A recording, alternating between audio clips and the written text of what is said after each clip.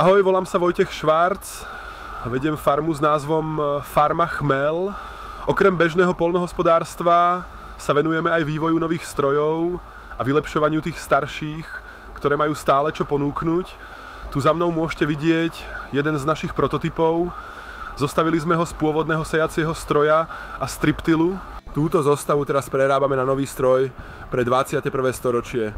Sejačka počíta semená a pracuje spolu so striptilom. Všetko v jednom prejazde. Je to iný stroj, než na aké sme boli doteraz zvyknutí.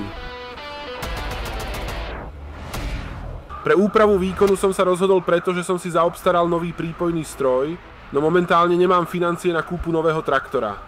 Preto sme sa rozhodli zvýšiť výkon nášho staršieho traktora, aby bez problémov zvládol prácu s novým zariadením a mohol ďalej slúžiť na farme. Agroecopower bola pre mňa jasná voľba. Spolupracujeme spolu už minimálne 15 rokov, možno aj dlhšie, a vždy som bol spokojný s ich prácou.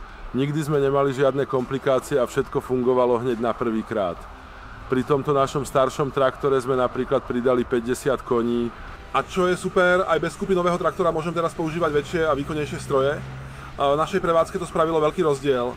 Tento traktor má pred sebou ešte veľa rokov spoľahlivej práce, takže by naozaj bola škoda ho vymeniť len kvôli tomu, že mu chýbalo 50 koní. Teraz má dostatok výkonu na to, čo potrebujeme, a môžeme ho bez problémov ďalej využívať v plnej prevádzke.